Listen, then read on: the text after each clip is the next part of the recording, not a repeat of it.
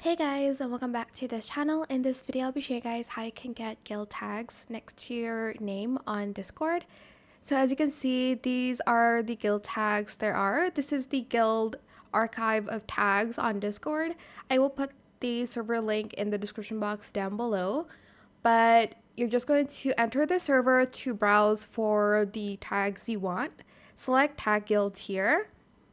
And as you can see, there's just like a lot to choose from. So for instance, I want this silly guild tag. You're just going to select it. Then you're going to join the server that has the guild tag. To enable it, you're going to go to user settings, go to profiles here, scroll down, and then you'll be able to see server tag. Choose a server tag to rep next to your name across Discord.